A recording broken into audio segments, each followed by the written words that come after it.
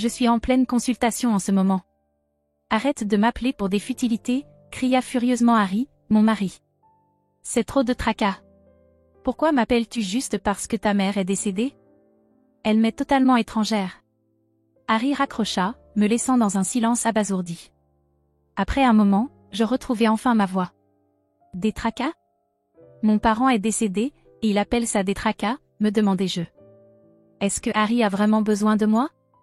J'avais essayé de m'en convaincre pour maintenir le statu quo, mais entendre que la mort de ma mère n'était qu'un simple décès? C'est à ce moment-là que j'ai enfin ouvert les yeux. Qu'est-ce que c'est que ça? Je ne suis pas la marionnette de Harry. J'en ai fini avec cette vie. Je me suis giflé les joues de toutes mes forces. Tu ne veux pas que je t'appelle pour des choses futiles? Très bien. J'ai aussi beaucoup à dire sur toi et Anna. Après ça, Harry m'appellera frénétiquement, mais je ne le contacterai plus jamais. Et de sa colère, des vérités choquantes commenceront à émerger les unes après les autres. Je m'appelle Sarah, une fleuriste de 28 ans. J'ai rencontré mon mari, Harry, quand je travaillais à mi-temps. Je lui ai avoué mes sentiments, et nous avons commencé à sortir ensemble. Il était quelqu'un de très gentil, et plus que tout, je sentais qu'il m'aimait profondément, ce qui nous a menés au mariage. Jusqu'à il y a 1 an, nous avions des jours vraiment heureux, mais Harry a changé. Quand apprendras-tu enfin à préparer des amuse-gueules que j'aime? Ce n'est pas fait pour être dégusté avec un verre. Refais-le sans en prendre une seule bouchée. Harry jeta la nourriture que j'avais préparée à la poubelle. Je serrai les poings, essayant désespérément de retenir mes larmes, et répondis d'une voix tremblante, « Je suis désolée, je ferai de mon mieux pour que ce soit meilleur la prochaine fois. S'il te plaît, ne commence pas à me détester. » Harry sembla satisfait de ma réponse. « C'est bien, c'est comme ça qu'une épouse doit être. Tu n'es plus ma petite amie, tu es ma femme, alors comporte-toi comme telle. Je t'ai prise sous mon aile alors que tu n'étais qu'une misérable employée à temps partiel, alors ne refais plus jamais une nourriture aussi dégoûtante. Et si tu oses encore me répondre, nous divorçons. » Sur ces mots, Harry quitta la maison. Il allait probablement encore manger au restaurant, persuadé que ma cuisine était horrible et indigne de son palais. Après son départ, j'ai goûté ce que j'avais préparé. Ça peut paraître étrange à dire, mais ce n'était pas mauvais. Ça avait le goût d'un plat fait maison typique, et ce n'était certainement pas si mauvais au point de mériter une telle humiliation. Qu'est-ce que Harry déteste vraiment là-dedans? Plus j'y réfléchissais, plus j'étais perdue. Mais si je n'avais pas osé lui tenir tête, c'était probablement à cause de mon passé. En triant les photos de mon téléphone, de vieux souvenirs sont remontés. Il y a 10 ans, quand j'avais 18 ans et que j'étais en terminale, mes parents ont décidé de divorcer. Je ne peux plus vivre avec cet homme. Imaginez, utiliser l'argent prévu pour mes frais de scolarité juste avant mon entrée à l'université. Ce fut un désastre. J'ai dû abandonner l'idée d'aller à la fac, car nous n'avions plus assez d'argent. Ma mère était furieuse et a décidé de divorcer de mon père. À ce moment-là, ma grande sœur, Anna, a choisi d'aller vivre avec mon père. J'ai déjà commencé l'université, et maman ne peut pas se permettre une université privée avec son simple emploi à temps partiel. Papa n'a utilisé que l'argent de Sarah. Avec ce qu'il gagne maintenant, il pourra payer mes études, et c'est mieux pour moi. Anna était quelqu'un qui ne fonctionnait qu'en termes de profit et de perte. Ça avait toujours été le cas. Elle ne faisait confiance à personne, même pas à la famille, et ne s'intéressait qu'aux gains immédiats. Elle cherchait toujours le chemin le plus court vers le bon résultat, quitte à agir sans aucune empathie. Tout le monde ne fonctionne pas ainsi, mais après tant d'années à être sa sœur, j'ai compris à quel point elle pouvait être impitoyable. Donc, même dans cette situation, elle ne se préoccupait ni de mon avenir brisé ni des conséquences du divorce sur notre famille. Elle ne pensait qu'à elle-même. Ma mère, outrée par son attitude, lui a crié, « Comment peux-tu dire une chose aussi horrible? Tu ne penses qu'à toi? C'est ta sœur. Montre un peu de considération. Pourquoi devrais-je? Qu'est-ce que ça change qu'on soit sœurs? Sarah et moi, on est juste nés dans la même famille, c'est tout. Je ne vois pas pourquoi on devrait céder, et arrête d'imposer tes valeurs sur nous sous prétexte que tu es notre mère. Qu'est-ce que tu viens de dire? » Ma mère et Anna se ressemblaient. C'est pourquoi elles s'affrontaient si violemment. Elles avaient toutes les deux un caractère bien trempé et ne lâchaient jamais prise. Pendant la tourmente du divorce, elles ont fini par se renier mutuellement. « Oh, je ne veux plus jamais voir ton visage. » Pareil pour moi. Ainsi, durant l'hiver de mon année de terminale, mes parents ont divorcé. Anna est partie avec mon père, et je suis restée avec ma mère. J'ai finalement renoncé à aller à l'université. Ma mère disait qu'elle trouverait un moyen d'emprunter de l'argent, mais je ne voulais pas qu'elle se ruine pour moi. Je lui ai répondu avec un sourire, ça ira. Je ne veux pas te voir galérer. Et puis, on n'est pas obligé d'aller à l'université à 18 ans. Je peux travailler, économiser, et y aller plus tard. Il y a aussi des universités en ligne, donc ne t'en fais pas trop. Ce n'était pas une façade, c'était ce que je ressentais vraiment. J'aimais énormément ma mère, et je préférais travailler plutôt que de lui imposer un fardeau financier. Mais ton adolescence, s'inquiéta-t-elle. Mais comme j'étais quelqu'un qui aimait être seul, je n'avais jamais été attirée par la vie étudiante en groupe ni par les fêtes universitaires. Je préférais avoir un revenu stable, alors j'ai commencé à travailler après le lycée. D'abord comme employée de bureau, mais à cause du stress et des pressions, j'ai fini par démissionner. À 22 ans, je suis devenue employée à temps partiel, jonglant entre plusieurs petits boulots pour subvenir à mes besoins. Un jour, un employé à temps plein d'un de mes lieux de travail, un hôtel d'affaires, m'a parlé. C'est ainsi que j'ai rencontré mon mari, Harry. Le directeur m'a dit que c'est toi qui choisis les fleurs pour cet hôtel. Tu as un excellent sens esthétique. Les clients sont ravis aussi. Continue comme ça, m'a-t-il complimenté sur les arrangements floraux que j'avais placés à l'accueil. Ces mots simples m'ont rendue si heureuse que j'ai commencé à remarquer Harry. Harry était le directeur régional supervisant plusieurs établissements. Il ne venait pas tous les jours, mais passait parfois quelques fois par mois. Comme on ne pouvait se voir que rarement, mes sentiments pour lui se sont intensifiés. Ne pouvant plus les contenir, 1 an après notre rencontre, je lui ai avoué mes sentiments. Et Harry a répondu qu'il ressentait la même chose.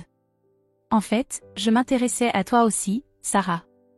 J'ai senti ton énergie positive, et j'ai compris que j'étais tombée sous ton charme. Si tu es d'accord, sortons ensemble. Ma confession a été un succès, et à l'âge de 25 ans, Harry et moi avons commencé à sortir ensemble. Les 2 années suivantes furent très amusantes. D'abord, j'ai changé de travail. J'étais tellement heureuse qu'Harry ait complimenté mes arrangements floraux que je suis devenue fleuriste dans une boutique de fleurs à proximité. Bien que j'étais employée à temps plein, mon salaire n'était pas très élevé, alors je continuais à travailler à temps partiel.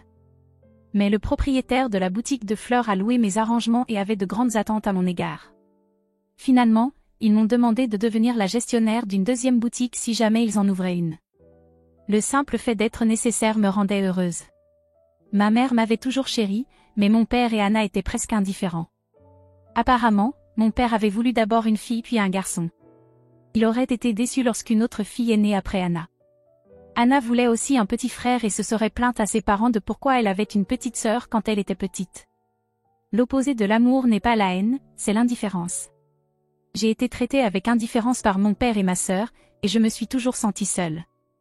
C'est pourquoi mon désir d'approbation est devenu plus fort. Je voulais être nécessaire à tout le monde et être aimée de tout le monde. La raison pour laquelle je suis tombée amoureuse d'Harry si rapidement après qu'il m'ait complimenté était probablement ce désir en moi. En résumé, je n'avais pas de sens de moi-même. Tout était déterminé par l'autre personne. Même lorsqu'il provoquait, ce qui comptait, c'était mes propres sentiments, mais le fait qu'il m'aime et ait besoin de moi me rendait incroyablement heureuse. C'est pourquoi j'ai décidé de l'épouser. Mais Harry avait des sentiments différents. Après notre mariage, ses véritables couleurs ont progressivement commencé à apparaître. Cela est devenu évident lorsqu'Harry a dû partir en voyage d'affaires dans une région lointaine pendant un certain temps pour former un nouveau directeur, environ 6 mois après notre mariage. Une femme doit préparer le voyage d'affaires de son mari, a soudainement dit Harry un soir alors que je buvais un verre et regardais la télévision. Je n'ai pas compris ce qu'il disait et je ne pouvais que le regarder fixement. Puis il a poussé un gros soupir. Je dis que c'est ton travail, pas le mien. J'ai été choquée. Il ne m'avait jamais appelé, toi, de cette manière auparavant. Désolée de ne pas avoir été assez attentionnée. Que dois-je préparer? Je ne savais vraiment pas, alors je lui ai demandé. Harry avait l'air visiblement déçu. Tu ne sais même pas ça? Tu es sans espoir. Comment as-tu survécu jusqu'à maintenant? Bon, tu n'as probablement jamais eu à gérer des voyages d'affaires. Tu étais juste une employée à temps partiel quand nous nous sommes rencontrés, après tout. Il m'a regardé avec un mépris évident et un sourire malveillant. C'était le début de l'enfer. Le lendemain, avant de partir en voyage d'affaires, Harry m'a demandé de faire quelque chose. Pendant que je suis partie, Tu n'as pas le droit d'interagir avec qui que ce soit. Je ne comprenais pas ce qu'il disait et je lui ai demandé en retour, cela inclut-il aussi les clients? Il a hoché la tête comme si c'était évident.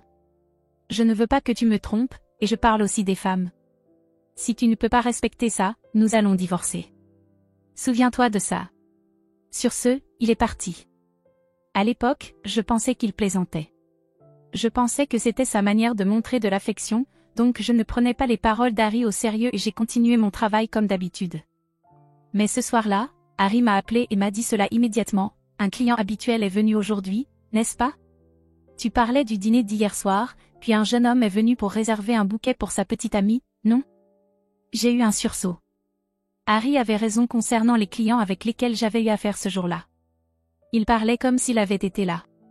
Tu as rompu ta promesse. Eh bien, je vais laisser passer cette fois-ci puisque c'est la première fois, mais il n'y en aura pas d'autre. Je te regarde toujours. Sur ce, il a raccroché après avoir dit ce qu'il voulait. Le lendemain, j'ai immédiatement parlé à ma responsable au travail. Puisque nos conversations étaient surveillées, je lui ai remis une note pour lui transmettre mes sentiments. Ma responsable l'a lu avec une expression choquée et a hoché la tête légèrement. Pour l'instant, j'ai été autorisée à me concentrer sur des tâches qui ne nécessitaient pas d'interaction avec les gens, comme faire de la paperasse ou confectionner des bouquets à l'arrière. Mais après un certain temps, j'ai eu l'impression de devenir folle. Ne pas pouvoir parler à personne me rendait incroyablement seule et anxieuse. Ce soir-là, j'ai pleuré et supplié Harry, s'il te plaît, laisse-moi parler aux gens au travail. Je ne parlerai à personne en dehors du travail. Au début, Harry n'était pas d'accord, mais comme il était lui-même un accro au travail, entendre que mon travail était efficace semblait lui faire changer d'avis. Bon, ça n'aurait aucun sens si cela affectait ton efficacité au travail. D'accord, je vais te permettre de parler aux gens au travail, mais absolument personne d'autre. Pas même la caissière du magasin de proximité. Si tu peux respecter ça, je te l'accorde. J'ai poussé un soupir de soulagement. J'aurais dû me rendre compte à ce moment-là et quitter Harry, mais j'étais tellement désespérée d'être nécessaire à quelqu'un que je n'ai jamais envisagé de le quitter. Et ainsi, j'ai continué ma relation avec Harry, et avant que je ne m'en rende compte, une année s'était écoulée. Son attitude était toujours aussi horrible, et il pensait probablement à moi comme à rien de plus qu'une femme de ménage ou une servante pratique. Je savais que divorcer serait mieux. Je le savais dans ma tête, mais peu importe les circonstances, tant qu'Harry avait besoin de moi, je ne pouvais probablement pas le quitter. Et ainsi, j'ai continué dans cet état proche du lavage de cerveau jusqu'à maintenant. Récemment, ma mère a commencé à me contacter fréquemment, disant qu'elle ne se sentait pas bien. Ce jour-là aussi, elle m'a appelé. Ma tête me fait mal depuis ce matin. J'ai eu des vertiges. Et je savais que quelque chose n'allait pas, alors j'ai immédiatement appelé une ambulance. Je voulais rentrer chez moi, mais mon corps était tellement lourd. Je suis partie de la boutique de fleurs dès que ma pause déjeuner a commencé et je suis allée chercher ma mère. Le teint de ma mère était vraiment mauvais quand elle est montée dans la voiture, et son visage semblait assez émacié. J'étais inquiète et je lui ai demandé ce qu'il en était, mais elle a simplement dit « Je vais bien, je vais bien ». Je n'ai jamais été malade quand j'étais plus jeune. C'est probablement juste parce que je vieillis. Ne t'inquiète pas trop pour ça. J'espérais que ce n'était qu'un petit problème, mais les gens comme elle ont tendance à partir soudainement. J'avais une vague peur que ma mère soit l'une d'elles. C'est pourquoi je voulais chérir le temps que j'avais avec ma mère. Bien sûr, tu vas prioriser tes désirs égoïstes plutôt que de t'occuper de moi. Mon vœu le plus sincère a été brisé par cette seule déclaration. Je n'avais jamais répondu auparavant, mais quand il s'agissait de ma mère, je ne pouvais pas simplement reculer. Je me suis levée de la table, j'ai posé les deux mains dessus et j'ai affronté Harry. Pourquoi? Pourquoi est-il mauvais d'être avec mon propre parent quand elle pourrait être en train de mourir? Les larmes coulaient sur mes joues. J'aimais tellement ma mère. Cependant, mes mots n'atteignaient pas du tout le cœur de Harry. Au lieu de cela, il soupira d'exaspération. Tout le monde meurt un jour. C'est naturel que les parents partent avant leurs enfants. Les gens ont tendance à vivre plus longtemps quand ils ont peur de mourir, alors continue à t'occuper de moi comme tu le fais toujours. Harry, comme si c'était la chose la plus naturelle au monde, retourna dans sa chambre, laissant les déchets sur la table comme d'habitude. Il n'a même pas touché à la nourriture que j'avais préparée. J'avais envie de soupirer, mais je savais que quelque chose avait probablement été installé sur mon téléphone, et que toutes mes conversations étaient probablement surveillées, alors je ne dis rien et commençai silencieusement à faire les tâches ménagères. Puis, Une semaine plus tard. Quoi? M'appeler à cette heure? Ce n'est même pas l'heure du déjeuner. Tu es vraiment inconsidéré. Harry répondit à mon appel d'un ton sincèrement agacé. Il était un peu plus de 11 heures du matin. Je retenais mes larmes et expliquais à Harry ce qui venait de se passer. Maman est décédée. Décédée? Le fait semblait même surprendre Harry, qui répéta mes mots. Ma mère allait bien il y a une semaine, mais elle s'est effondrée ce matin et n'a jamais récupéré. Je dois préparer l'enterrement et tout ça, donc je serai occupée pendant un moment. Je ne serai pas à la maison pendant un certain temps. La maison risque de devenir en désordre pendant mon absence, mais on ne peut rien y faire. J'appelais, pensant qu'il ne me dirait pas de ne pas organiser d'enterrement. Mais, je suis en consultation en ce moment. Arrête de m'appeler pour des choses futiles. Harry cria d'un ton énervé. J'étais tellement abasourdi que j'en oubliais de respirer. Je pouvais seulement écouter son torrent de paroles en colère. C'est trop de tracas. Pourquoi m'appelles-tu juste parce que ta mère est décédée? C'est une étrangère pour moi. De plus, la maison funéraire s'occupe de la plupart des choses. Tout ce que tu peux faire, c'est rester là. Tu travailles dans un magasin de fleurs, ça doit être calme. Prends en charge ça pendant tes pauses. Si tu négliges tes tâches ménagères, on divorce. Sur ce, Harry raccrocha. Je restais là, stupéfaite. Il vient de traiter la mort de ma mère de tracas? Tracas? Ma mère est décédée, et il appelle ça un tracas? Néglige mes tâches ménagères, et on divorce. Je me suis posé la question. Est-ce que Harry a vraiment besoin de moi? J'avais essayé de me convaincre de cela pour maintenir le statu quo, mais être dite que la mort de ma mère était un tracas, juste une mort, c'est là que je me suis enfin réveillée. Ce n'est pas être nécessaire. C'est être utilisé. Qu'est-ce que c'est? Je ne suis pas la marionnette de Harry. Maintenant, Harry est en réunion de consultation, donc il devrait pouvoir écouter ce que je dis. Peu importe combien il essaie d'écouter à l'insu de tout le monde. Tu as dit que tu me divorcerais si je m'éloignais de la maison trop longtemps, n'est-ce pas? J'ai la preuve de cela. Ne tente pas de trouver des excuses après. Je ne te pardonnerai pas. Je criai. Puis je me donnai une claque sur les joues de toutes mes forces. Je voulais me motiver, mais je me suis un peu trop frappée et mes joues sont devenues un peu rouges. Mais j'étais complètement éveillée maintenant. Alors je ne ressentis aucune douleur. Je vais te faire regretter de m'avoir déprécié. Tu ne veux pas que je t'appelle pour des futilités? Très bien. J'ai beaucoup de choses à dire aussi à propos de toi et de Anna. Quelques heures plus tard, Harry m'appela sans cesse et l'application sur mon téléphone fut inondée de messages, mais je les ignorais. Je n'avais pas l'intention de le rappeler, et je suis prête à l'ignorer pour toujours. De plus, je suis occupée à m'occuper des affaires de ma mère, donc je n'ai pas de temps à perdre avec Harry. Entre-temps, la crémation de ma mère a été réalisée, et il ne restait plus que l'inhumation de ses cendres. À ce moment-là, Anna retrouva enfin la maison de ma mère et vint me rendre visite. Alors, c'est ici qu'elle vivait? Qu'elle t'a dit? Oh, eh bien, ouais. J'avais contacté Anna, mais la lettre de ma mère disait de ne pas inviter Anna à l'enterrement et de la contacter uniquement après la crémation.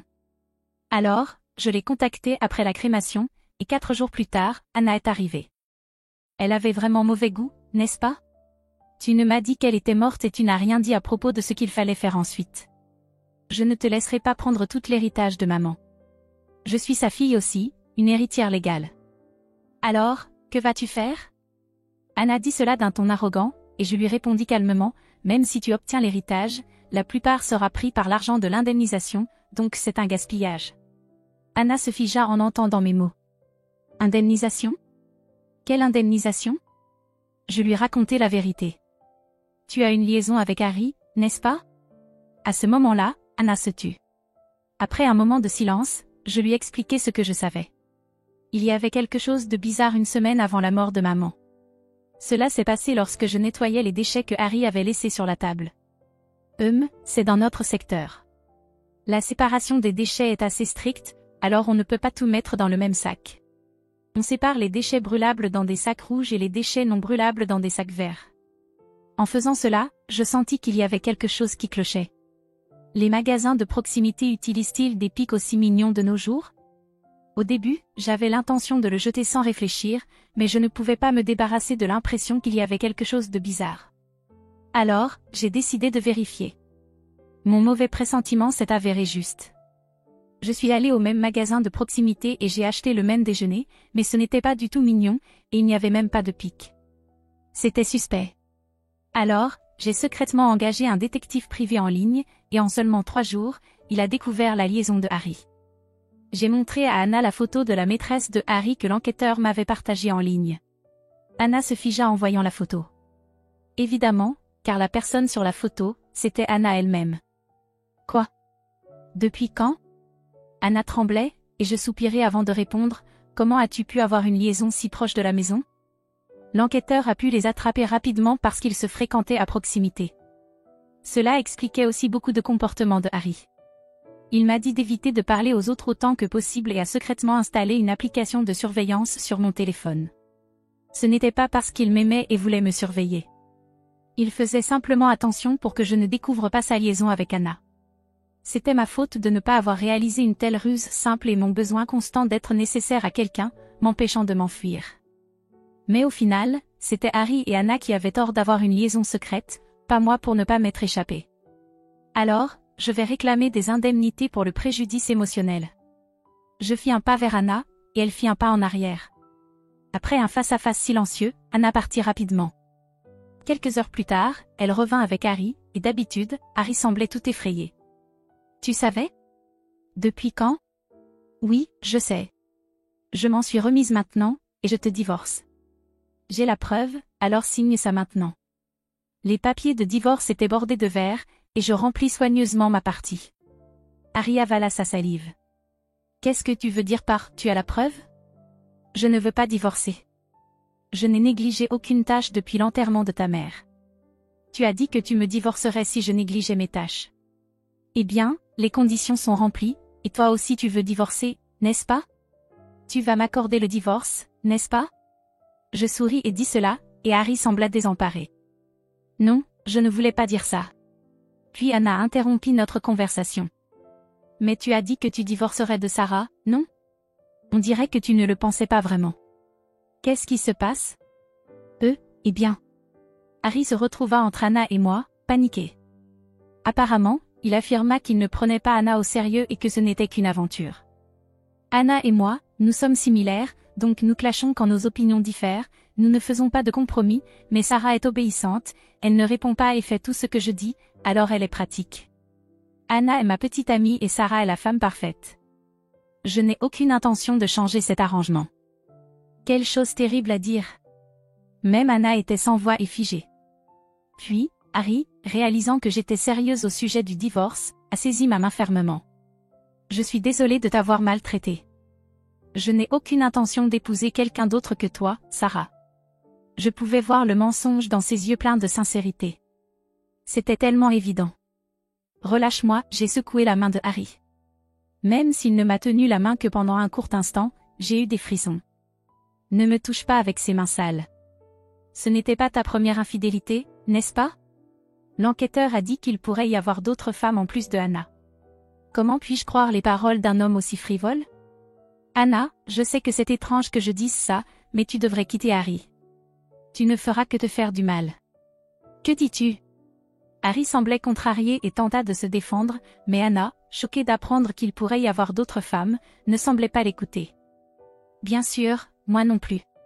Si j'avais su que prendre une décision me ferait me sentir aussi légère, je t'aurais donné les papiers de divorce plus tôt. Signe-les. Prends la responsabilité de tes actes comme un adulte. J'ai poussé les papiers de divorce vers Harry, et il les a déchirés en morceaux. Que fais-tu? Ai-je demandé. Harry avait l'air triomphant. Je ne divorce pas. De plus, c'est mauvais pour ma réputation. J'ai même parlé de mon mariage avec des clients, et ils aiment ça. Il n'y a aucune chance que je jette un sujet aussi pratique. Harry a écrasé les morceaux déchirés des papiers de divorce. Ce n'est rien. Maintenant, tu ne peux pas rédiger les papiers de divorce aujourd'hui. Je ne sais pas de quoi il parle, mais j'ai sorti un autre document de l'enveloppe. Harry s'est figé à ce moment-là. J'avais anticipé cela, alors j'avais apporté de nombreuses copies. J'en ai eu tellement que la personne à la mairie était perplexe. Tu vois? J'en ai encore plus de 10, donc tu peux faire des erreurs. Assure-toi de les signer correctement. Quand j'ai insisté, Harry a commencé à reculer. Et, Tu es sérieuse? Si je m'en vais, tu n'auras pas d'argent. Si c'est ce qui te préoccupe, il n'y a pas de problème. Tu étais tellement occupée à dépenser de l'argent pour tes maîtresses que tu as à peine contribué aux dépenses ménagères. Je me suis débrouillée avec mon propre argent, donc je n'aurai aucun problème. Si tu veux, j'apprécierais juste que tu quittes la maison.